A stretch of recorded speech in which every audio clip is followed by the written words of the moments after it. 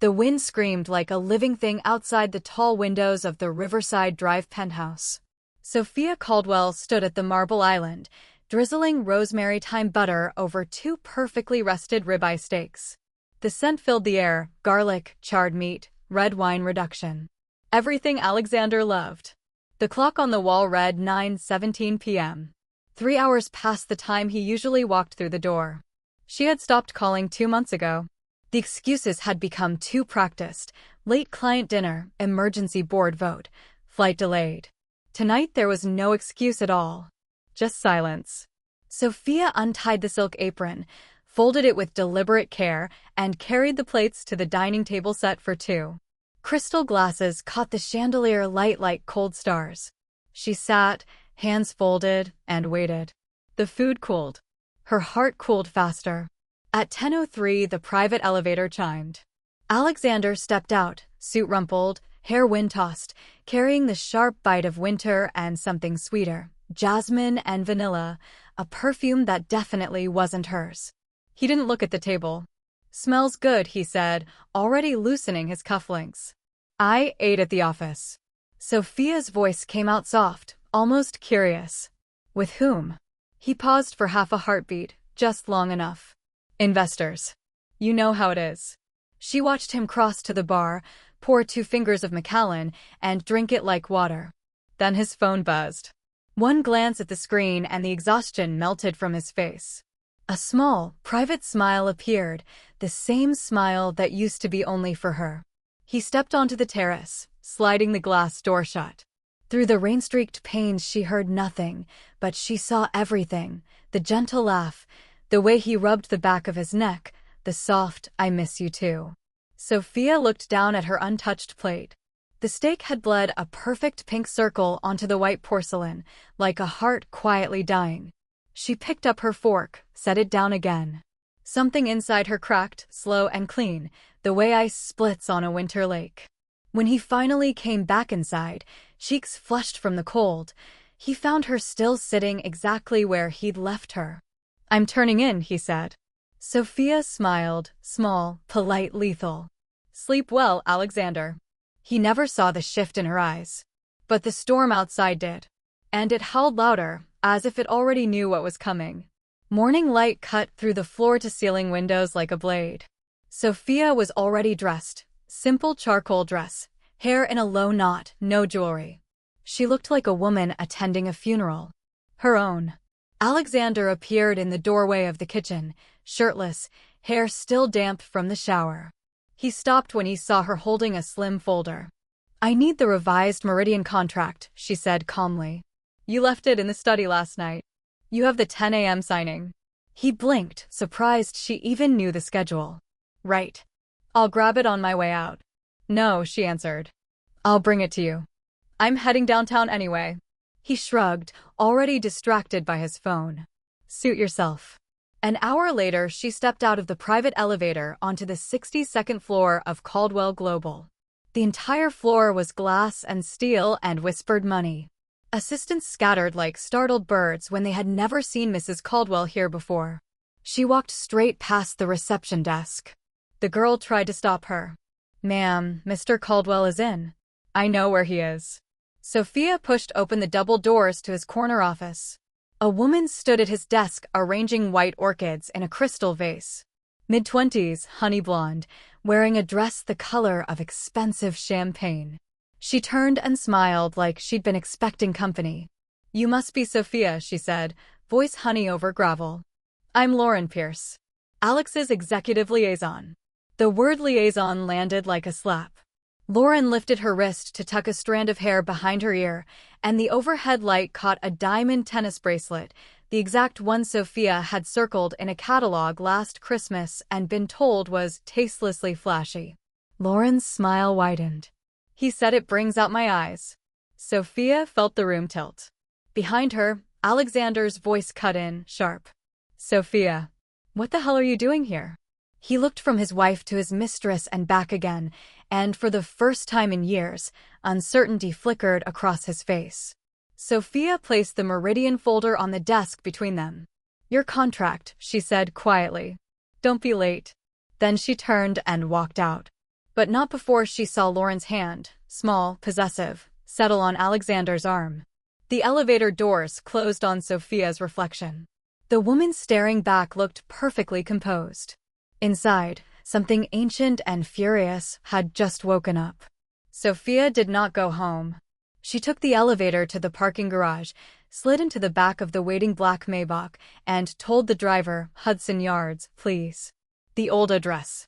40 minutes later, she stood in front of a nondescript warehouse that looked abandoned to anyone who didn't know better. She pressed her palm to a hidden scanner. The steel door rolled open with a whisper. Inside, the space had been converted into a private gym and shooting range. A tall man in his late 60s waited under the harsh lights, leaning on a cane made of polished blackthorn. Silver hair, posture like a general, eyes that had stared down presidents. Grandfather, Sophia said. Senator Elias Hawthorne opened his arms. She walked into them without a word. He smelled of cedar and gun oil, exactly as she remembered from childhood. When she finally pulled back, his gaze moved over her face like a medic checking for wounds. Tell me, he ordered, voice low. So she did. Every dinner eaten alone. Every lie. The perfume. The bracelet. The way Alexander had looked at Lauren Pierce like she had never been looked at in years. When she finished, the warehouse was silent except for the soft hum of the ventilation. Elias Hawthorne's expression hadn't changed, but the temperature in the room seemed to drop 10 degrees. He put his hands on you, he asked, deadly quiet. Not yet, Sophia answered. But he will. The hurricane is coming this weekend. He wants me to play perfect wife at his grandmother's birthday in the Hamptons. I refused. He grabbed my wrist so hard it still bruised. She rolled back her sleeve. Purple fingerprints circled her skin like a cruel bracelet. The senator's eyes turned to winter. Then we won't wait for the storm, he said. We'll bring it to him. He turned to the man who had appeared silently behind them, tall, scarred, ex-Delta. David. I want everything on Alexander Caldwell. Every shell company, every mistress, every dirty ledger he thinks is buried. I want it on my desk by sunrise. David nodded once and vanished. Elias looked back at his granddaughter. From tonight on, you are no longer Mrs. Caldwell in the dark. You are Sophia Hawthorne. And the world is about to remember what that name means. Outside, thunder rolled over the city like distant artillery. Saturday morning arrived wrapped in menace. The weather app screamed red. Hurricane Luna, Category 4, expected landfall on Long Island by nightfall. Evacuation orders flashed across every screen, yet Alexander Caldwell stood in the penthouse foyer snapping his Rolex shut. We're still going, he announced, not looking at Sophia. Grandmother expects us. Image matters. Sophia, dressed in quiet navy cashmere, met his eyes in the hallway mirror. They've closed the bridges at noon. Every sane person is driving west, not east. He laughed, short and ugly. Since when are you the expert on sanity? Get in the car. She got in the car. The Bentley crawled onto I-95 behind a thin line of fools chasing the same illusion of control. Wind rocked the heavy car like a toy. Rain came in sideways sheets, turning the world into smeared charcoal. An hour out of the city, the radio crackled with the final warning. All coastal roads will be impassable within 90 minutes. Alexander turned it off. Sophia watched the wipers lose their battle and felt the old version of herself die quietly in the passenger seat. Then his phone rang. The screen lit up. Lauren. Alexander's entire posture changed, shoulders loosening, voice dropping to velvet. Hey, Angel. Talk to me. Lauren's panicked cries spilled through the speakers. Alex, the pain, it's bad. I think the baby's coming. Please, I need you. Baby. The word detonated inside the car. Alexander's knuckles went white on the wheel. Without warning, he yanked the Bentley into a violent U-turn across the flooded median. Horns screamed. An 18-wheeler hydroplaned, missing them by inches. Sophia slammed against the door, breath knocked out. Are you insane? She's having my son, he snarled, eyes wild. Your opinion no longer matters. The storm roared approval overhead. Sophia stared at the man she'd promised forever to and felt the last thread snap. Pull over, she said. He laughed again, cruel, triumphant. Make me. So she did the only thing left. She unbuckled, gripped the door handle, and waited for the next curve in the empty, raging highway. When the car slowed to 30 in the blinding rain, she opened the door and stepped out into the hurricane. Alexander never even hit the brakes. The door slammed shut behind her, and the Bentley vanished into the white wall of rain, taillights swallowed in seconds. Sophia stood alone on the shoulder of I-95 while the hurricane tried to tear her apart. Wind screamed at 90 miles an hour, rain hit like needles. Her coat was gone in the first gust. Hair lashed her face like whips. She staggered, barefoot, one heel snapped off, and fell hard to her knees on the asphalt. For a moment the old Sophia begged to crawl after him, to scream his name, to bargain for the life she used to know. Then the new Sophia stood up. She laughed once, short, sharp, furious, and the storm answered with a crack of lightning that lit the highway like daylight. Water rose ankle-deep already. Abandoned cars blinked hazard lights like dying stars. Somewhere a transformer exploded in blue fire. Sophia pulled her phone from her soaked pocket. Miraculously, it still worked. One bar. She scrolled past Alexander's name, past every contact that belonged to the life she was leaving behind, and stopped on a number saved only as G. It rang twice. Little Storm, her grandfather's voice cut through the howl, calm as bedrock. Tell me where you are. Mile marker 127, eastbound, Long Island Expressway. He threw me out. Silence on the line, thick enough to choke on. Then, stay alive 30 minutes. Do you hear me? 30. The call died. She dropped the phone into the floodwater, no longer needed, and started walking against the wind, one deliberate step at a time. 18 minutes later the darkness split open. 6 matte black Suburbans with no plates roared up the wrong side of the highway, emergency lights hidden, tires slicing water like knives. They formed a perfect circle around her, headlights carving a white cathedral out of the storm. A man in black tactical gear jumped out, umbrella useless, and wrapped her in a thermal blanket. Another opened the rear door of the lead vehicle. Sophia climbed in, soaked, bleeding, magnificent. The door closed. The convoy turned and vanished west, leaving the hurricane to rage alone. And somewhere ahead, Alexander Caldwell was still racing toward a woman who was about to learn the real meaning of labor pains. Alexander reached Lenox Hill Hospital soaked and shaking, hair plastered to his skull, shoes squelching. He burst into the private maternity wing like a man expecting applause. Lauren lay in the bed, mascara streaked, clutching her belly. Finally. Where were you?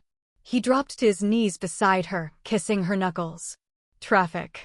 The storm. I'm here now. A nurse poked her head in. Mr. Caldwell? False alarm. Braxton Hicks. Baby's fine. But... Oh, and congratulations, it's a girl. The room went perfectly still. Alexander's face emptied of color. A girl. He had risked everything, his wife, the hurricane, his name, for a son who would never exist. Lauren's eyes widened in panic. The ultrasound said.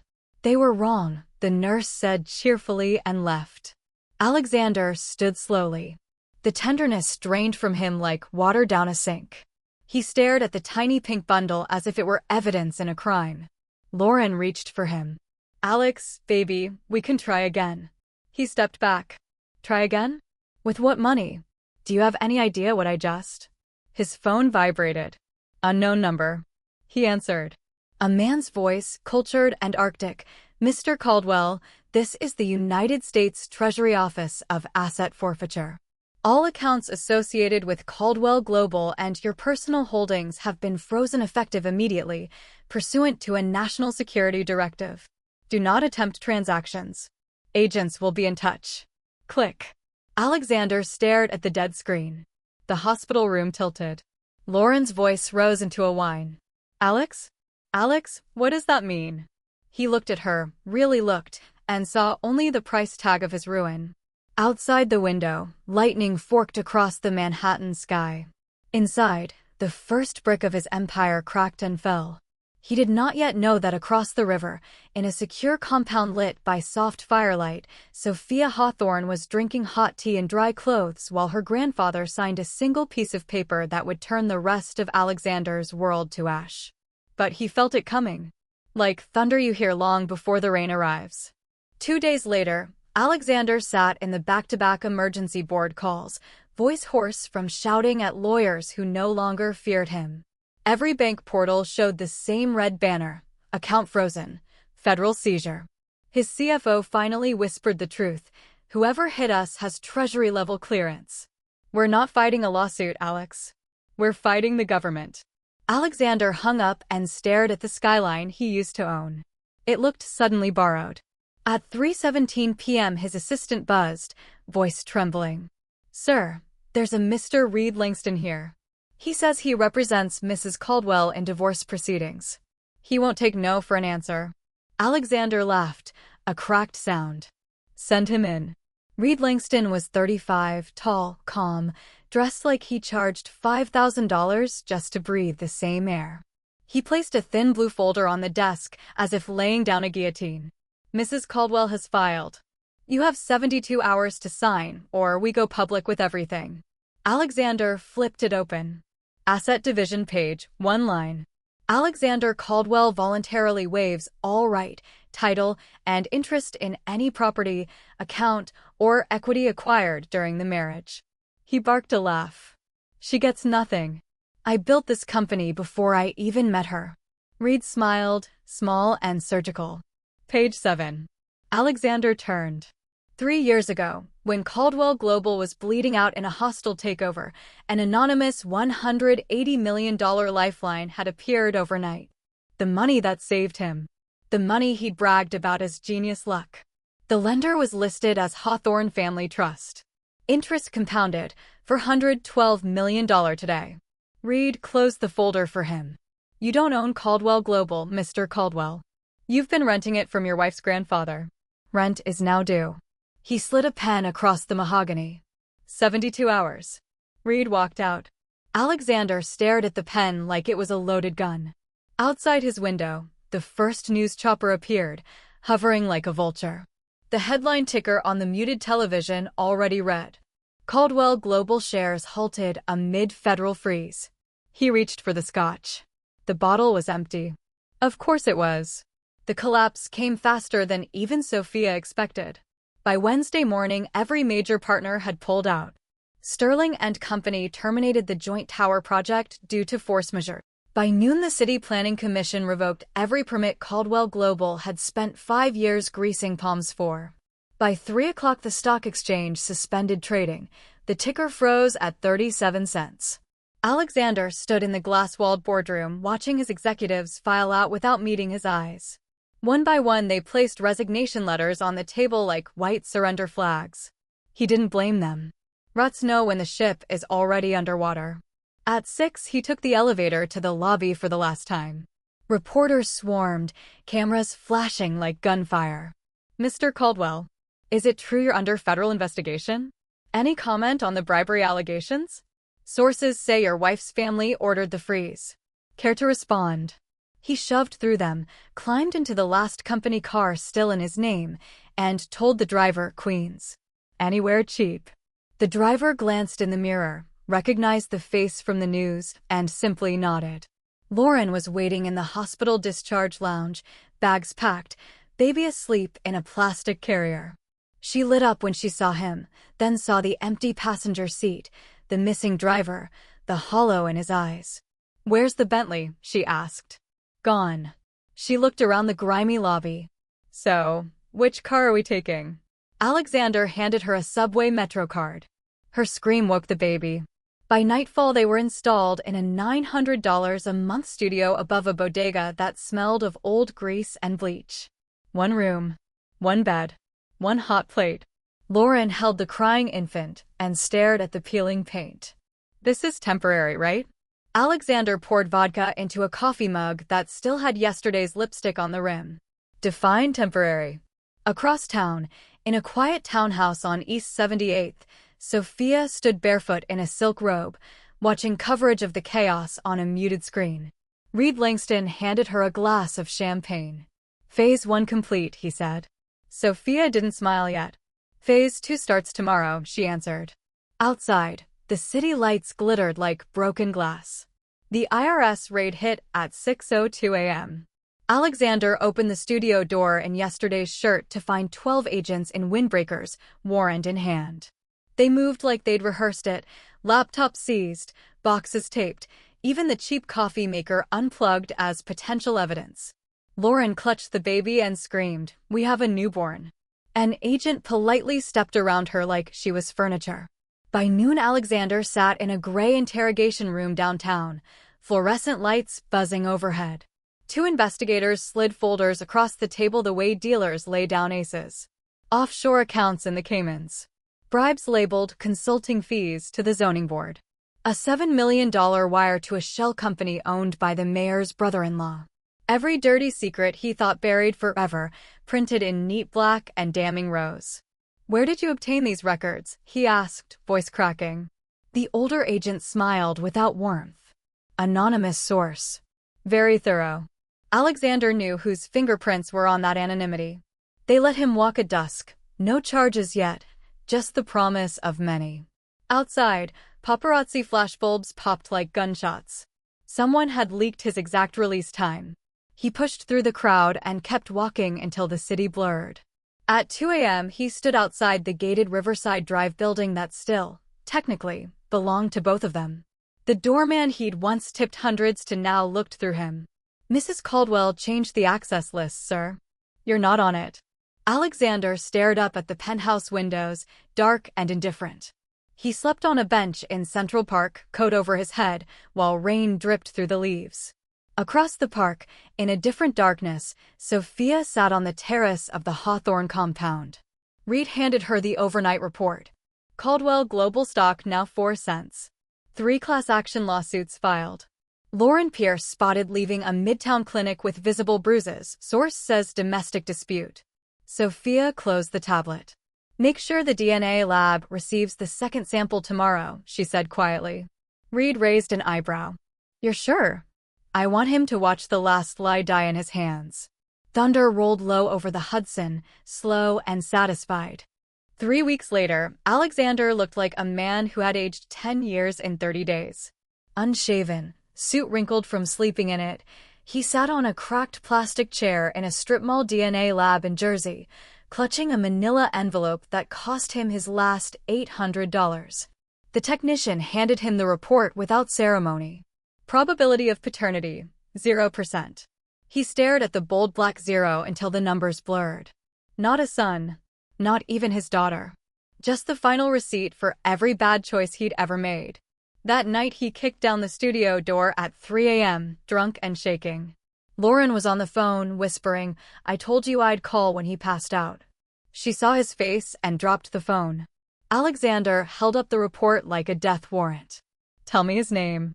Lauren backed against the wall, baby crying in the corner. "It was a mistake, Alex, I was scared." He grabbed her throat, not hard enough to kill, just enough to watch the lies die in her eyes.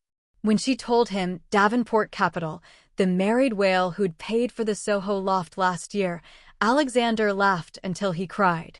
He threw her, the baby, and 2 trash bags of clothes into the hallway and changed the locks with a hardware store bolt. The next morning the building super found Lauren sobbing on the stairs, cheeks swelling from where Alexander's ring had caught her. Photos hit the gossip sites by lunch. #Caldwell baby drama trended nationwide. Across town, Sophia watched the footage on her office screen, volume off. Reed leaned in the doorway. "Davenport's wife just filed for divorce and put a bounty on Lauren's face," he said. "Your work." Sophia sipped her coffee. "I merely forwarded an anonymous envelope to Park Avenue." She closed the laptop. "Time for the gala tomorrow night. Make sure every camera in Manhattan knows I'll be there." Reed smiled. "And Alexander? Let him watch from whatever gutter he's sleeping in tonight." Outside her window, autumn sun glinted off the new glass tower that now bore only her name in brushed steel letters 30 stories high. The winter gala at the Met was the night Manhattan crowned its new royalty. Sophia stepped out of the Maybach in a column of midnight silk that caught every flashbulb like liquid starlight. Diamonds at her throat, old hawthorn stones, never worn while she was merely Mrs. Caldwell, glittered with centuries of quiet power. Her hair was swept up, exposing the graceful line of her neck. She looked untouchable. Reed Langston offered his arm. Cameras went berserk. Inside, senators, generals, tech titans, and old money dowagers parted like curtains. Whispers followed her like perfume. That's the Hawthorne girl. Turned Caldwell Global into dust in 21 days. Cold as January, twice as beautiful. She greeted a Supreme Court justice with a warm smile, accepted champagne from a 4-star general, and let a Silicon Valley oracle kiss her hand. Every lens in the room loved her. In a roach-infested motel off the Jersey Turnpike, Alexander sat on the edge of a sagging bed, television volume low.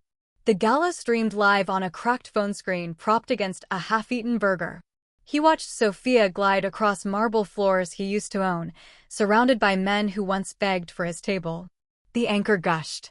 Sophia Hawthorne, granddaughter of retired Senator Elias Hawthorne and newly minted CEO of Hawthorne Quantum, making her first public appearance since the dramatic collapse of her ex-husband's empire. Alexander's hand shook so hard the phone fell. On screen, Sophia paused for photographs. For one heartbeat, she looked straight into the camera, straight through the lens, through the city, through the miles of night, and her eyes were winter oceans. He felt the gaze land on him like a blade between the ribs. The anchor continued, breathless. Sources say the divorce will be finalized next week, with Mr. Caldwell receiving absolutely nothing. Alexander picked up the remote and threw it at the screen.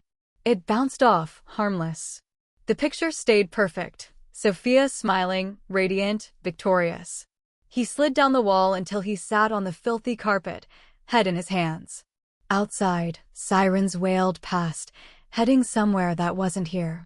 Inside, the last king of his own making realized the kingdom had never belonged to him at all. 6 months later, spring arrived cruel and bright. Alexander Caldwell now lived under the 59th Street Bridge, cardboard for a mattress, a shopping cart for a closet. He had learned the city's secret rhythms, which dumpsters were filled after 11 p.m., which church gave coffee without sermons, which subway great blew warm air until 5 a.m. Tonight he shuffled toward a Korean grocery on 2nd Avenue, hoping for bruised fruit. He never made it. A black Maybach glided to the curb. The rear window lowered just enough for Sophia to be seen, immaculate in ivory wool, sunglasses even at night. Alexander froze, plastic bags slipping from his fingers. She studied him the way a scientist studies a failed experiment. No pity, no triumph, only distance. He found his voice first, cracked and raw. Sophia, please. One conversation. 5 minutes. I know what I did. She raised one gloved hand. Silence fell like a blade. You still think this is about conversation, she said, voice soft enough to cut bone. It isn't. Alexander dropped to his knees on the dirty sidewalk, shoppers stepping around him like water around a rock. I have nothing left. You won. Just, let me see you happy. Let me say sorry where you can hear it. Sophia removed her sunglasses. Her eyes were clear, arctic, final. My happiness, she said, has nothing to do with you anymore. Your background noise I no longer notice. A tear cut a clean line through the grime on his cheek. She leaned forward slightly. Do you know what the worst part is, Alexander? I would have forgiven the affair. I would have forgiven the child. But the moment you opened that car door in the hurricane and chose them over my life, you stopped existing for me. The window began to rise. He lunged, palms slapping the glass. Sophia. The Maybach pulled away without hurry. Alexander stayed on his knees until a cop prodded him with a boot and told him to move along.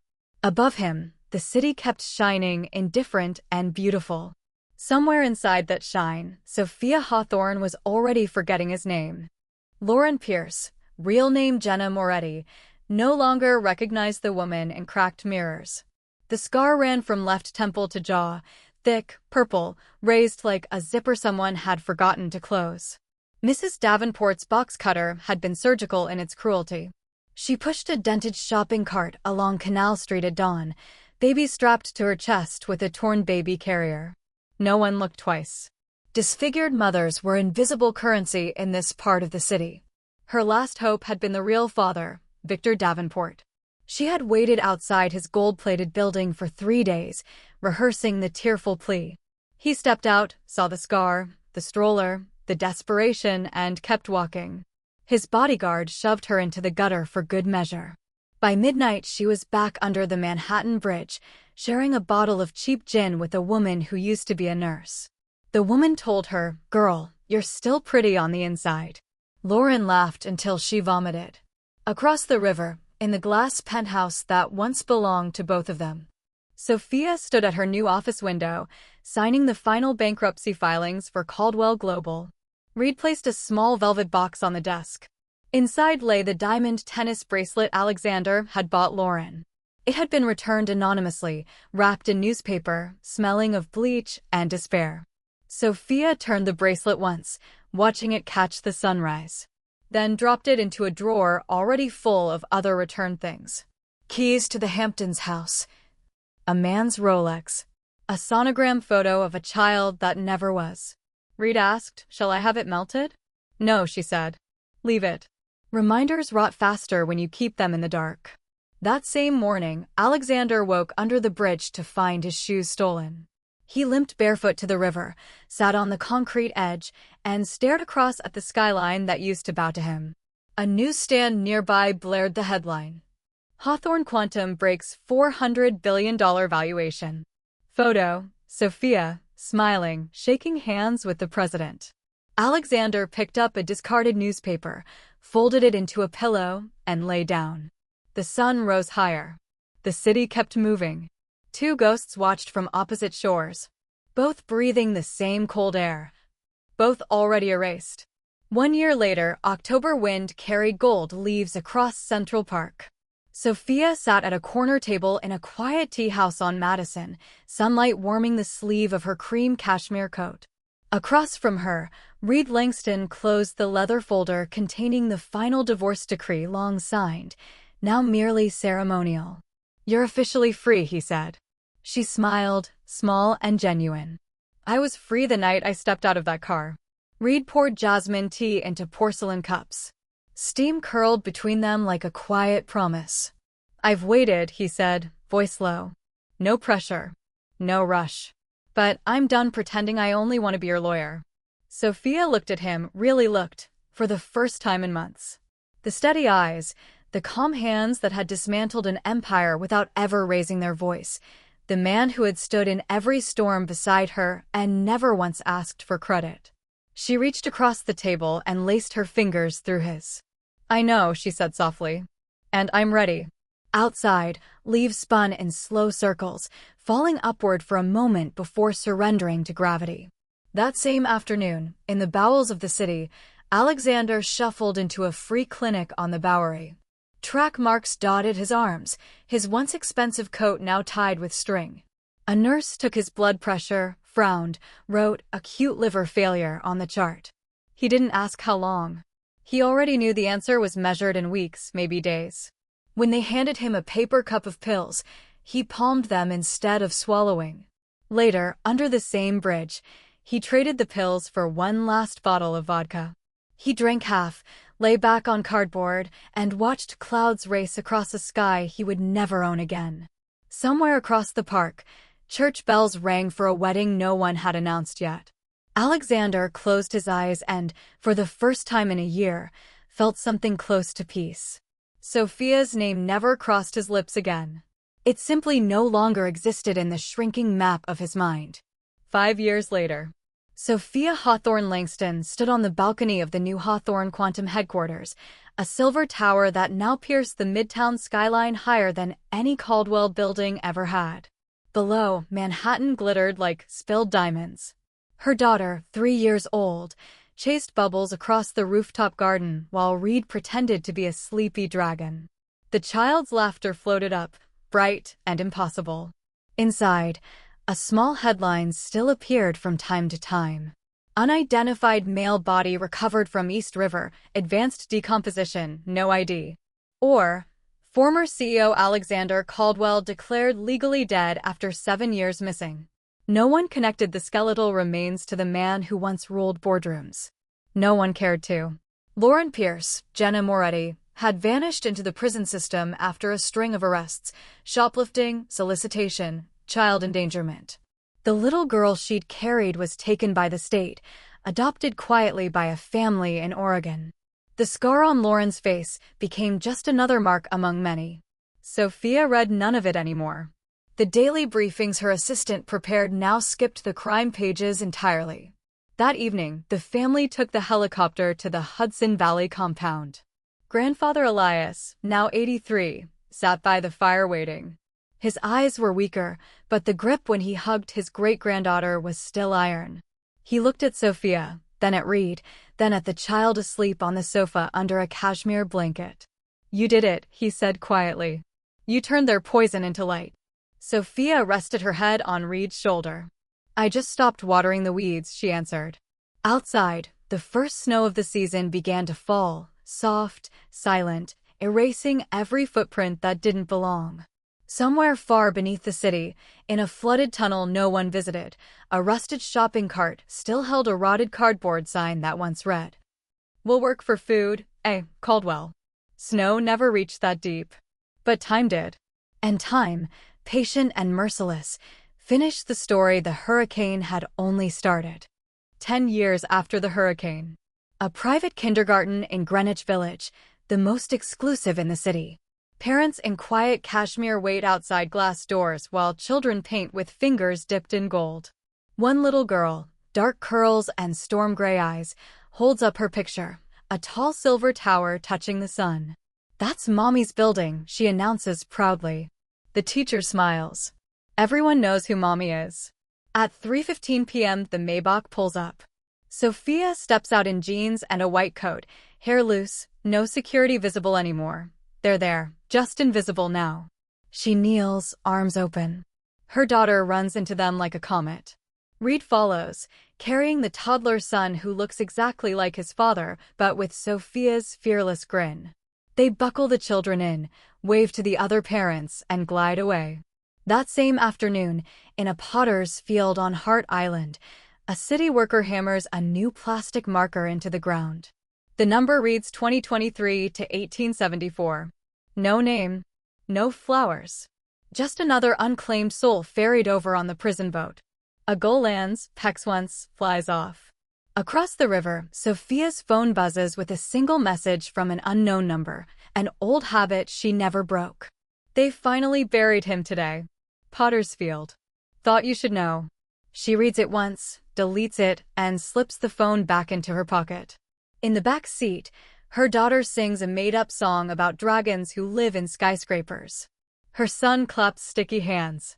Sophia turns, kisses Reed without warning, tasting sunlight and future. The car crosses the bridge. Below, the East River keeps moving, carrying everything downstream. Old names, old sins, old storms. By the time they reach the townhouse, the children are asleep against each other, breathing soft and even. Sophia carries one, Reed the other. They pause at the top of the brownstone steps, snow starting again, quiet, celebratory. Inside, the fireplace is already lit.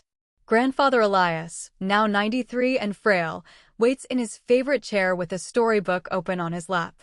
Sophia looks at her family, at the firelight, at the life she built from the wreckage. She feels nothing for the man who once shared her name. He is gone. Not even a ghost anymore. Just dust the wind forgot to scatter. 20 years after the hurricane. The Hawthorne Quantum campus now spans 3 city blocks in Hudson Yards, a city within the city of glass and light. Students from every continent walk its sky bridges. The cafeteria serves food grown in vertical farms that bear Sophia's original patents. On the top floor, a private terrace blooms with night jasmine. Sophia, 52, silver threading her dark hair like moonlight, stands at the railing watching the sunset paint the river bronze. She wears a simple linen shirt and the same calm that once terrified an empire. Reed joins her, older too, but the hand he places at the small of her back is steady as ever.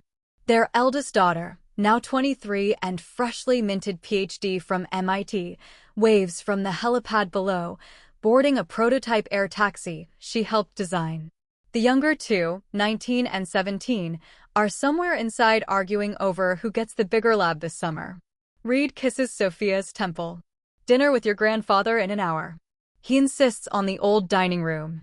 Sophia smiles. Elias is 98 now, mostly bedbound, but still sharp enough to terrorize senators over video calls. They ride the private elevator down to the historic townhouse that has never been sold. The dining room table is set for 12. Children, grandchildren, Reed's sister, a few trusted friends. Elias sits at the head in a wheelchair, oxygen hissing softly, eyes bright as ever. When Sophia enters, he lifts a frail hand. She kneels, kisses his paper-thin cheek. He whispers so only she can hear. Still no regrets, little storm? She answers without hesitation. None. He nods, satisfied. Later, over dessert, the youngest grandson asks the question children always ask. Grandma, were you ever scared of anything? Sophia looks around the table, faces she loves more than breath, and thinks of a highway in a hurricane, of a car door slamming, of a life she left bleeding on asphalt. Yes, she says quietly. Once. Then I stopped. The candles flicker. Everyone laughs, thinking it's a joke. Only Elias and Reed understand it isn't. Outside, snow falls again, soft as forgiveness, covering the city that once tried to break her.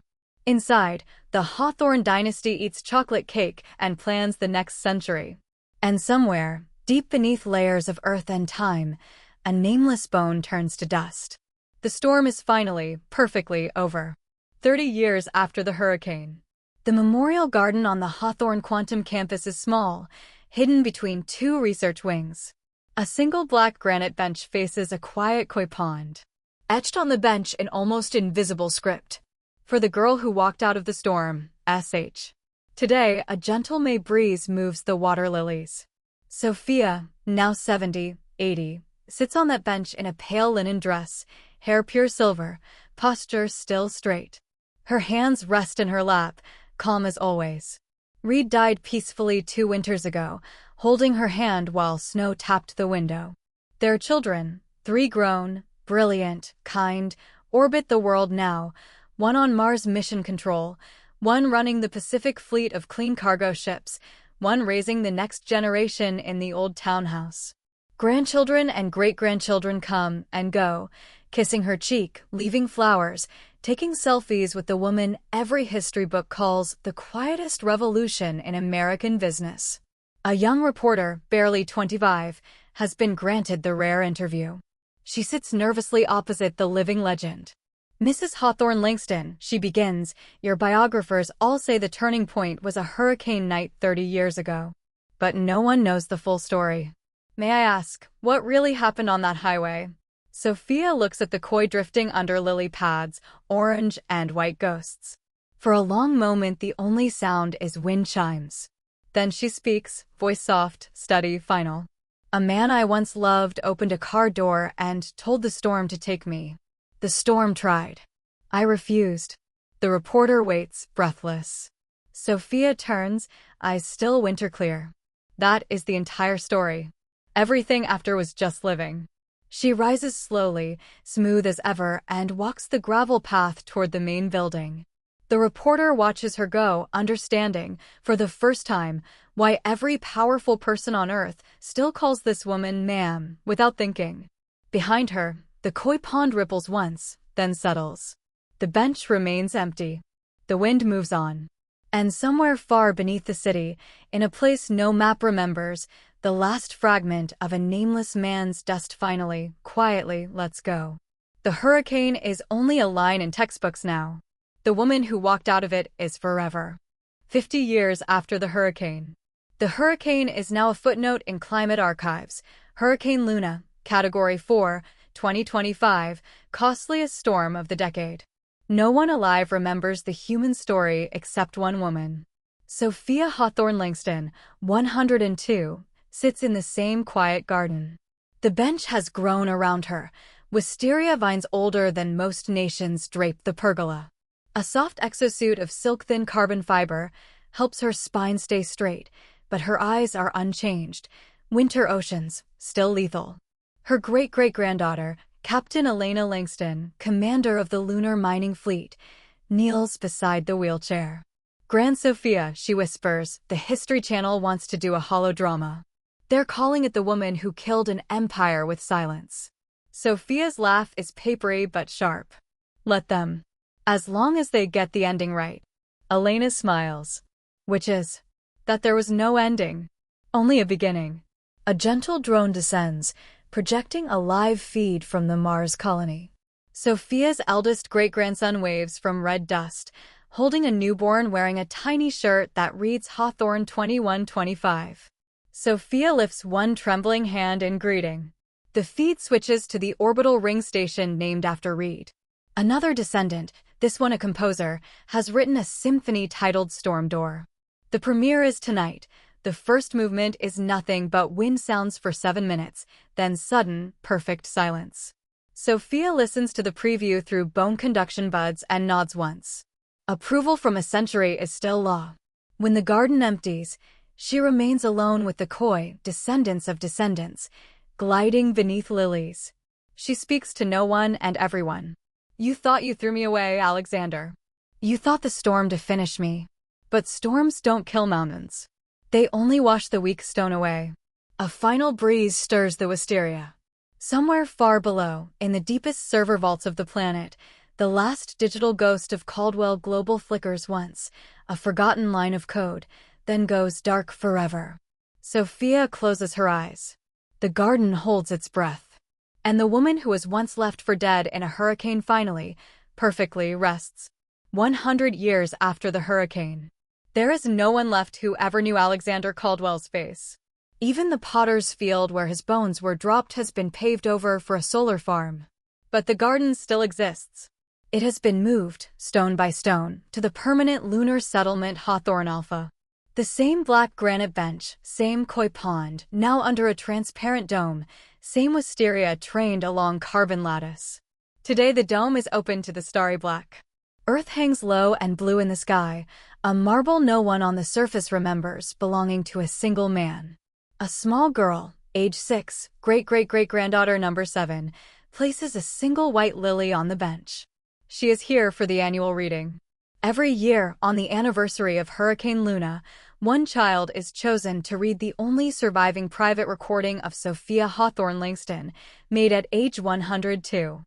The girl's voice is clear, unafraid. People will ask what revenge felt like. The ancient voice begins, calm as space itself. It felt like nothing. Revenge is loud and small. I chose silence. Silence is vast. Silence wins. The child continues. I did not destroy a man, but only because he first destroyed the version of me that would have begged him to stay. When that version died on the highway, something larger walked out of the rain. I simply stopped stopping it. A pause in the recording. Wind chimes from a garden lawn turned to moon dust. Tell them this. Never fear the storm. You are the storm. The recording ends. The dome is quiet. The little girl looks up at Earth, tiny fist closed around the lily stem. She whispers to the stars, the way children do when they understand something too big for words yet. I am the storm. Far below, in the regolith, sensors register a faint tremor, an old seismic ghost, a hurricane that happened a century ago on a world that has forgotten the taste of rain.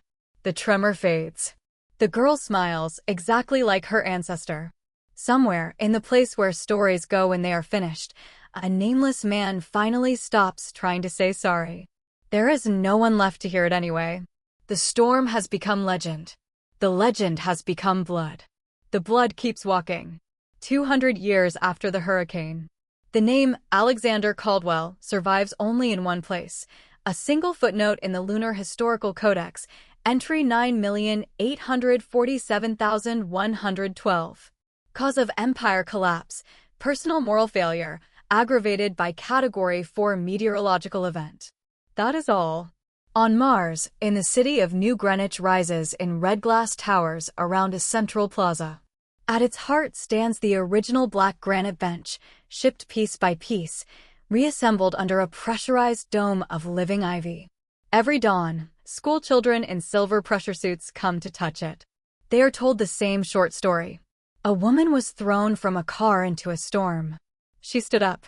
Everything beautiful you see began the moment she refused to stay down. They nod solemnly, the way children do when they feel destiny breathing on their necks. Tonight is the bicentennial.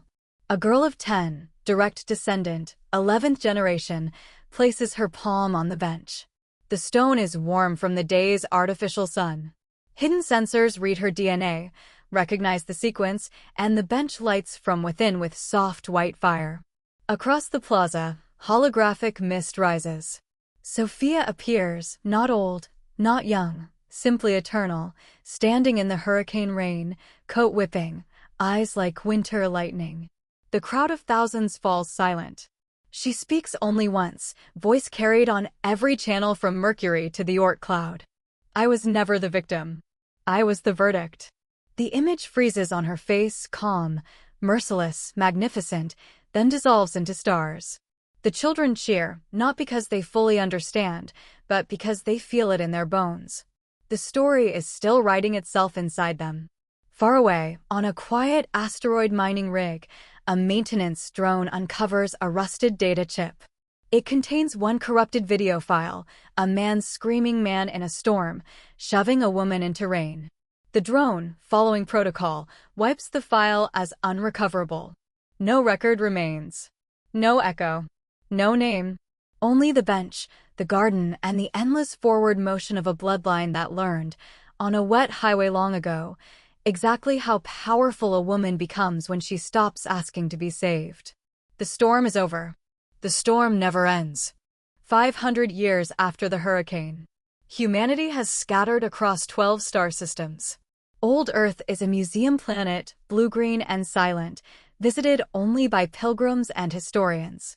On Proxima Terra, in the capital city of Nova Sofia, the original bench stands inside the grand atrium of the Galactic Assembly. It is no longer stone. Molecular printers rebuilt it atom by atom from the lunar granite, then encased it in transparent diamond so every citizen can touch the past without wearing it away. Today is Remembrance Day. A girl of 8, lineage marker H17, Alpha, direct descent confirmed, steps forward in the ceremony. Her uniform is midnight blue. Her eyes are winter oceans. She places her small hand on the diamond. The entire atrium darkens. Above the crowd, the hurricane appears in perfect hollow. Black clouds, white lightning, a single car on an empty highway, a door opening, a woman stepping out into the teeth of the storm. The girl's voice, amplified across the planet, recites the only surviving words of Sophia Hawthorne Langston, now carved into every child's neural primer. I did not survive the storm. I became it. The hurricane dissolves into a galaxy of light. Every screen, every retinal implant, every starship window in the system flashes the same image for 3 heartbeats, Sophia's face, calm and absolute, exactly as she looked the night she walked away. Then the lights return. The crowd, millions strong, bows their heads, not in mourning, but in recognition. They are not worshipping a victim. They're greeting an ancestor who rewrote the moral code of civilization with one quiet refusal to die on command. Later, the girl walks alone through the memorial garden. Real wisteria, grown from seeds carried on the first ark, blooms purple against red Martian sky. She whispers to the bench, the way every child has for 5 centuries. Thank you for teaching us what power actually is. Far across the galaxy, on a dead moon that was once a prison asteroid, automated sensors register a final anomaly, a faint radio echo repeating the same 3 broken syllables for the last time. Owl, X, and then silence. The echo dies. The name is gone forever. Only the storm remains, carried forward in the blood of every daughter who ever learned to stand up in the rain. 1,000 years after the hurricane, the bench is now the most sacred object in known space. It orbits Sol inside the Dyson lattice, a ring of mirrored petals catching starlight, casting it onto the diamond-encased stone 24 hours a day. Pilgrims travel months in silence to stand before it for 7 heartbeats, the exact length of the original storm recording. No one speaks above a whisper. Today the keeper is a girl of 12, designation H39, Omega, the 39th direct matrilineal descendant. She wears the plain gray robe of the Order of the Storm Door. Her eyes are winter oceans unchanged. She places her palm on the diamond. The entire lattice dims. Across every inhabited world, every ship, every habitat, the same 7-second loop plays. Rain. A car door opening. A woman stepping out. Lightning revealing her face, calm, terrible, free. Then darkness. No sound. No narration. Just the image that birthed a civilization. When the lights return, the girl speaks the daily liturgy, voice carried to trillions. She was not saved. She saved herself. Then she saved us all. 1,000 years of war, plague, and exodus have not erased the lesson. Every child still learns it before they learn to read. Power is not taken. It is refused when someone tries to take it from you. In the deepest archive of the lattice, a single corrupted file, the last fragment of a man named Alexander, finally suffers its final bit flip. The name dissolves into random noise, then into entropy itself. No backup exists. No memory. No echo. The girl removes her hand. The lattice brightens again, feeding 1,000 suns. She turns to leave, robe whispering against the floor that was once a highway on a forgotten planet. Behind her, the bench glows softly, waiting for the next pilgrim, and the next, and the next. The storm is no longer weather. It is doctrine. It is blood. It is the quiet, unbreakable heartbeat of every woman who ever stood up in the rain and decided the story would continue without her permission. And it will beat for another 1,000 years. And another. Until the stars burn out. 10,000 years after the hurricane. Humanity is no longer strictly human. Some lines merged with machine, some with starlight, some scattered into pure consciousness riding solar winds. Yet the bench endures. It now floats at the exact center of the galactic core habitat, a sphere of living crystal large enough to swallow old soul. Gravity is optional here. Pilgrims arrive as light, as thought, as song. All pause before the diamond that still holds the original stone. Today, the keeper is not a girl but a lattice mind, trillions of consciousnesses braided into one calm presence. Its identifier remains H-infinity, the final unbroken line. It projects itself as a woman in a simple coat, standing in eternal rain that never wets her. Across the habitat, every mind, whether flesh, machine, or nebula, receives the same 7-second pulse. A car door. A woman stepping out. Lightning. Silence. Then the keeper speaks with 10 trillion quiet voices at once. She did not ask the storm to spare her. She told the storm who she was. No one needs translation. The sentence exists in every language that has ever been, including those made of gravity waves and neutrino chords. A new species, methane-breathing poets from a gas giant, approaches for the first time. They have no concept of betrayal, no word for abandonment. They watch the loop and weep liquid helium. The keeper waits until their sorrow subsides, then adds the final line of the liturgy, unchanged for 10 millennia. Remember, the universe itself is only safe for those who refuse to kneel inside someone else's fear. The poets bow, a gesture they invented on the spot. Far beyond the habitat's edge, the last physical atom that once belonged to a man named Alexander completes its journey through a black hole's accretion disk and is flung out as Hawking radiation. It carries no memory, no name, no sin. Just raw light. The keeper watches it go, then turns back to the bench. Rain that is not rain and is also memory falls forever around her. She smiles the same small, lethal smile Sophia wore the night she walked away. And the storm, ancient, patient, unstoppable, keeps walking forward inside every descendant who ever learned its name. 100,000 years after the hurricane. The universe is old now. Stars have thinned. The sky is mostly velvet dark threaded with ancient red dwarfs. Yet the bench still exists.